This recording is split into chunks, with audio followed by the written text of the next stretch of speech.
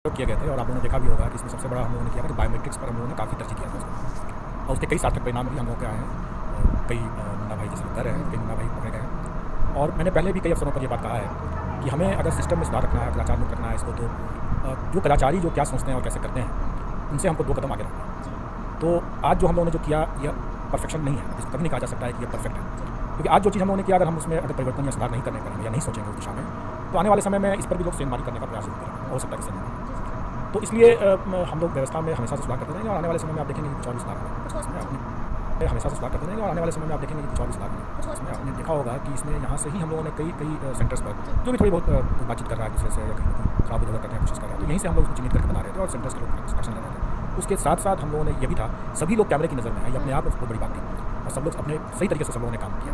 और मैं इसमें एक मीडिया को भी और इसमें अभ्यर्थियों को भी, क्योंकि सबको जब ये पता चल गया कि इतनी मतलब कैमरा के दायरे में सब कुछ सब हैं, तो किसी ने भी ज़्यादा प्रयास नहीं किया। कुछ ऐसे लोग थे जो इसके बावजूद दुस्साहस किए तो पकड़े भी गए। हमें सोचना पड़ता है और ये हमारा काम भी है, अगर नहीं सोचेंगे तो हम भी बेवकूफ़ बन जाएंगे। अच्छा सर, अब सवाल उठ रहा है क्योंकि लगातार 8 लाख अभ्यर्थियों ने एग्जाम दिया है, तो सबके जो दिल की धड़कनें हैं वो बढ़ गई हैं और उनके बीच अब घमासान भी चल रहा है रिजल्ट को लेकर। तो हम ये आपसे जानना चाहेंगे कि नतीजे कब तक आ सकते हैं? देखिए, मैंने पहले भी बताया है कि मैं नतीजों को एक फेज़ वाइज दूंगा और सबसे पहले मैं 11th-12th के अभ्यर्थियों को दूंगा, उसके बाद 9th-10th और उसके बाद प्राथमिक के। और इसका कारण है, इस सीक्वेंसिंग का कारण ये है कि आपने देखा होगा कि हम लोगों ने जो आवेदन आमंत्रित किया था उसमें हम लोगों ने स्पष्ट किया हुआ था कि जिसको भी एक नौकरी मिल जाएगी उसका वही नौकरी हम उसको देंगे, दूसरी नौकरी नहीं देंगे।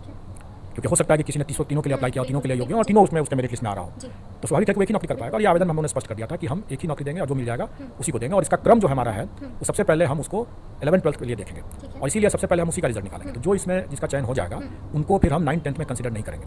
और इसी कारण से हम इस तरह से फेजिंग कर रहे हैं कि पहले हम 11th-12th का 11th-12th के नतीजे कब तक, एक टेंटेटिव अगर तारीख आप बता सकें? देखिए, मुझे जहाँ तक लगता है कि 11th-12th एंड 9th-10th दोनों ही लगभग आगे पीछे 15 के आसपास पूरी उम्मीद है। हाँ, उम्मीद है जी, आ सकते हैं। अच्छा सर, लगातार जैसा कि मैंने शुरू में ही कहा कि हम लगातार एग्जाम सेंटर्स पर थे। देखिए, बहुत सारे अभ्यर्थियों से हमने बात की, काफ़ी अभ्यर्थी थे जो बड़े गुस्से से एग्जाम सेंटर के बाहर निकल रहे थे, मतलब इतना भड़के हुए थे और साफ साफ कह रहे थे कि सवाल तो इतना टफ था कि क्या बोले, मतलब ऐसा लग रहा था कि आउट ऑफ सिलेबस। बहुत लोगों ने ऐसा बोला कि आउट ऑफ सिलेबस सवाल पूछे गए थे, तो क्या बीपीएससी ने ऐसा किया है? देखिए, बीपीएससी ने ऐसा कुछ नहीं किया है, सभी प्रश्न जो हैं वो विद इन सिलेबस है। मुझे स्मरण है कि जैसे प्राथमिक में शायद एक प्रश्न था, अगर सर्किल का एरिया अगर 40 पाई स्क्वायर है तो सर्किल के रेडियस के बराबर का स्क्वायर का एरिया क्या होगा। जब मैंने ये प्रश्न देखा तो मैं भी उछल पड़ा, इसलिए कि मैं समझ गया कि ये प्रश्न तो बिल्कुल ही बच्चों वाला है जरूर, लेकिन ये प्रश्न ऐसा है कि एक बार में किसी से पूछा जाए तो उसको बहुत दिक्कत होगी। क्योंकि मैं अच्छी तरह जानता हूँ कि आप भी इसका आंसर जानते हैं या जान सकते हैं, क्योंकि आपने भी वो पढ़ाई किया, ये बेसिक प्राइमरी स्कूल का ही लेवल का मामला है ये। लेकिन एक बार मैंने कई अच्छे लोगों से भी पूछा, ये सवाल का जवाब नहीं दे पाए, कई तरह के लोग करते रहे। तो सवाल का जो ये जो स्तर था या सिलेबस की जो बात कर रहे हैं वो बिल्कुल ही एनसीईआरटी के प्राथमिक के हिसाब से, मतलब प्राथमिक का मतलब 10th तक का, क्योंकि प्राथमिक के जो अभ्यर्थी थे उनका न्यूनतम योग्यता इंटरमीडिएट था, तो इसलिए हम लोगों ने ये किया था कि हम लोग 10th तक का इसमें रखे थे, उसका जो लेवल था प्रश्न का जो स्टैंडर्ड था वो 10th तक का हम रखे थे। और ये 10th तक के लिए बिल्कुल है। 10th क्या, ये तो प्रश्न जो मैं बता रहा हूँ, उदाहरण दे रहा हूँ, ये तो प्राथमिक का ही है, क्योंकि प्राथमिक के बच्चे ही जानते हैं कि पाई आर स्क्वायर होता है सर्किल का। अगर पाई आर स्क्वायर अगर सर्किल का एरिया होता है 40 पाई स्क्वायर है तो दोनों तरफ से पाई हटा दीजिए तो आर स्क्वायर का वैल्यू 40 पाई हो गया, वही आंसर है। तो इतना सिंपल था ये सवाल, लेकिन इस सवाल में भी कई लोग भटके जरूर होंगे। बिल्कुल सर, और इसीलिए शायद भटके हैं, तो इसलिए कह रहे हैं कि क्वेश्चन जो है मतलब अंगूर खट्टे लगे, नहीं मिले तो कह दो कि खट्टे हैं। तो मैंने पहले किसी इंटरव्यू में कहा ही था कि हमारा काम ही है कि हम लोगों को कंफ्यूजिंग क्वेश्चन दें ताकि तब पता चलेगा। जैसे ये क्वेश्चन देख के मैं बहुत खुश हुआ कि ऐसा क्वेश्चन पूछा है जिस सेटर ने, तो बड़ा अच्छे तरीके से उन्होंने ये क्वेश्चन पूछा है। अच्छा सर, एक और सवाल है मेरा कि कट ऑफ क्या, आपने कहा है कि अब जिनके जो अंक हैं अगर कम भी अंक आते हैं तो कट ऑफ में भी थोड़ा सा फेरबदल किया जाएगा। देखिए, हम लोगों ने ये कहा कि अगर हमारी व्यक्ति 75% से नहीं भर पाती है तो हम 75% अभ्यर्थियों या 75% व्यक्ति दोनों में जो कम है उतना हम लोग जरूर भर देंगे, और उस हिसाब से हम लोग जो कट ऑफ है, जो हमारा क्वालिफाइंग कट ऑफ जो 40% जनरल के लिए जैसे है, उसको हम लोग उतना उस हद तक शिथिल करेंगे। लेकिन ये सुविधा जो हम लोगों ने दिया है, ये हम लोगों ने, क्योंकि हमें मालूम नहीं था कि प्रश्न का स्टैंडर्ड क्या है, अभ्यर्थियों के लिए का क्या स्टैंडर्ड है, ये मुझे पता नहीं था। और जैसा मैंने पिछले प्रेस कॉन्फ्रेंस में बताया भी था कि इन्हीं सब कारणों से हम लोगों को इसको सुधार करने की जरूरत है, क्योंकि हम लोग जानते नहीं है और सरकार की मंशा है। वैसे सरकार के ऊपर लोग हमेशा आरोप लगा रहे थे कि सरकार नहीं चाहती है नियुक्ति करना, जबकि इसके ठीक उलट सरकार की मंशा है कि अधिक से अधिक नियुक्ति देना। और आप इसी कारण से हम लोगों ने कहा कि भाई अगर गलत लोग बयानबाजी कर रहे हैं, गलत बयानबाजी कर रहे हैं कि भाई सरकार की मंशा ही नहीं है, तो सरकार अपनी मंशा दर्शा रही है कि भाई हम 75% तक का हम भर देंगे। तो मुझे नहीं लगता है कि उसके कारण से मुझे जो वर्तमान में कोई शिथिल करने की जरूरत है क्वालिफाइंग को, लेकिन ये एक प्रोविजन किया गया इसलिए कि लोगों को लगे कि हाँ, सरकार की मंशा भी है नियुक्ति करने की, हमारी मंशा है नियुक्ति करने की, और अगर बाई चांस कोई ऐसे मामले में अगर नहीं भर पाते हैं तो हम रिलैक्स करने के लिए तैयार हैं। और ये बात आपने देखा होगा कि अभी हमारे जो 9th-10th या 11th-12th में हमें जो स्मरण है कि उसमें 4 पेपर जो 9th-10th में है और 3 पेपर 11th-12th में ऐसे हैं, उनको छोड़ करके मतलब बाकी जितने पेपर्स ऐसे हैं उसमें अभ्यर्थियों की संख्या रिक्तियों से कम है। तो स्वाभाविक है कि उसमें जो भी क्वालिफाइंग मार्क्स ले आएंगे वो पास कर मतलब उनका हो जाएगा। तो उसमें हमें इसीलिए आपने देखा भी होगा कि हमारे प्रश्न पत्र के जो स्टैंडर्ड थे वो अभ्यर्थियों की संख्या, संभावित संख्या को ध्यान में रख करके ही किया गया था। और इसलिए कई बार लोग जैसे बोल रहे थे कि खास करके जैसा मुझे स्मरण है कि शायद वो अंग्रेजी विषय था या कोई अंग्रेजी का पेपर था, किसी और का पेपर था, लोग कह रहे थे क्या कि उसमें इसके लिटरेचर पर प्रश्न नहीं है और सिर्फ ग्रामर पर प्रश्न है। तो पहली बात तो जो अभ्यर्थी जो इस तरह से अपने विचारों को रखते हैं, विचारों को रखने में कोई गलती नहीं है, लेकिन उनको ये समझना चाहिए कि जो आयोग उनका चयन करने जा रहा है उस आयोग के जो अपने विशेषज्ञ हैं उनसे ज़्यादा ज्ञानी वो तो नहीं है। अगर वो नहीं ज्ञानी होते तो शायद वो आयोग के विशेषज्ञ ही बन जाते। तो उनको समझना चाहिए कि जो विशेषज्ञ ने जो बनाया है उसको कई चीज़ों को सोच समझ करके ही बनाया है, इसलिए उस पर टीका टिप्पणी से उनको बचना चाहिए।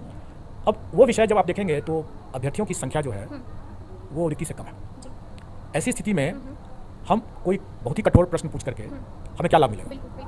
हमें तो देखना है कि वो अभ्यर्थी जो है वो इतनी दक्षता रखता है वो कि वो बच्चों को पढ़ा सके। बाकी अगर उसका ज्ञान अगर थोड़ा कम भी है तो उनमें अगर ये टैलेंट है और करके आए हैं तो वो पढ़ा सकते हैं। तो हमको उनका मिनिमम क्वालिफिकेशन, हमको योग्यता को, दक्षता को देखना परखना है। अब अगर कोई ये बात कहता है कि भाई हमने तो बहुत पढ़ लिया, मैंने जो पढ़ा बेकार चला गया, तो कोई भी पढ़ाई जो है बेकार कैसे जाएगा? तो यही वाली बात हो गई कि जब कभी लोग अपना जीवन बीमा करते हैं और जिंदा रह गए तो बाद में बोलेंगे अरे हमारा तो बेकार हो गया जीवन बीमा, तो क्या उनको मर जाना चाहिए था? तभी उसका सार्थक परिणाम निकलता है। तो कुछ हद तक इसी एक बात है कि अगर कोई पढ़ाई कर लिया, नेचुरली आप ज़्यादा पढ़ेंगे, और इसी कारण से हम लोगों ने कभी भी उसका ब्रेकअप नहीं बताया कि हम किस विषय में कितना प्रश्न पूछेंगे, और कभी नहीं बताते हैं, बताना चाहिए भी नहीं। हम क्यों बताएं कि आपको आपसे हम सिर्फ 5 क्वेश्चन का पूछेंगे, 10 क्वेश्चन उसका पूछेंगे? ऐसा कोई फिक्स है भी नहीं, आपको पूरा पढ़ना है। हम कहीं से भी 5 क्वेश्चन पूछ लेंगे, नॉलेज कभी जाया बिल्कुल। और आपको तो पढ़ाना है, आप तो सरकारी पदाधिकारी के जैसा नहीं है कि आपने जो पढ़ा उसका उपयोग कम आएगा। आपने तो जो पढ़ा उसको डेली आपका उपयोग है। अब तो दूसरे ही दिन आप जो पढ़ाने जब जाएंगे तो अपने बच्चों को कैसे पढ़ाएंगे? इसलिए ज्ञान कभी बेकार नहीं जाएगा, मेहनत कभी बेकार नहीं जाता है, और इसलिए कोई इस तरह का गलत टिप्पणी टिप्पणी करने से उनको बचना चाहिए। सर, अब तो डॉक्यूमेंट वेरिफिकेशन भी स्टार्ट होने वाली है सितंबर में। बिल्कुल, हमारा डॉक्यूमेंट वेरिफिकेशन होने जा रहा है और हम 4 तारीख से हम लोग करने जाएंगे। और आपने देखा होगा इसके हमारे आयोग के वेबसाइट पर भी आ चुका है। 1 तारीख से हम उनका दिव्यांगता सर्टिफिकेट का मतलब की जांच के लिए हम लोग मेडिकल बोर्ड भी जो है वो भी बैठेगी, वो भी जिला में ही होगा। सर, 1-2 और डाउट्स हैं जो झटपट आपसे क्लियर करना चाहते हैं कि बहुत सारे बायोमेट्रिक में इश्यूज थे, जिसकी वजह से हमने देखा कि कई बार वहाँ पर लोग बोल भी रहे थे, ये बार-बार कह रहे थे कि हम बायोमेट्रिक में जो है दिक्कत था, हम क्या कर सकते हैं? तो वैसे लोगों को देखिए, बायोमेट्रिक एक बोलचाल की भाषा बन गई है, लेकिन एक्चुअली वो बायोमेट्रिक में प्रॉब्लम नहीं था। वो प्रॉब्लम था एडमिट कार्ड के QR कोड के स्कैनिंग में। और QR कोड का जो स्कैनिंग जो हो रहा था उस कई कारणों से वो स्कैनिंग फेल कर रहा था। उसमें एक कारण ये भी हो सकता है कि अभ्यर्थी ने जो प्रिंट आउट लिया वो QR कोड उसका ठीक से आया नहीं। अब ठीक से नहीं आया, उसने अपने फोल्ड करके मोड़ करके अपने साथ लेकर एडमिट करना चाहिए। वो एक A4 साइज का प्रिंट में निकाला होगा तो वो उसको तो लेकर नहीं आएगा, मोड़ करके लाया होगा। मोड़ने में QR कोड मुड़ गया होगा, या प्रिंटर ठीक से नहीं होगा, इंक नहीं ठीक से आया होगा। कई कारण ऐसे हो सकते हैं जिसके कारण से QR कोड का रीडिंग ठीक से नहीं हो रहा था, स्कैनिंग नहीं हो पा रहा था QR कोड का। लेकिन उसमें जो अभ्यर्थी का रोल नंबर भी है, तो जहाँ भी QR कोड का जब स्कैनिंग नहीं हो पा रहा था वहाँ पर रोल नंबर डाल करके हमारा पर्पस क्या था? हमारा पर्पस ये था कि हम उसका QR कोड से स्कैनिंग करके या तो हम उसका डेटा को ले लें या उसके रोल नंबर को डाल करके उसके डेटा को ले लें। दोनों ही स्थिति में हमको जो बैकएंड में हमारे पास जो डेटा था उसका, वो डेटा को रिट्रीव करने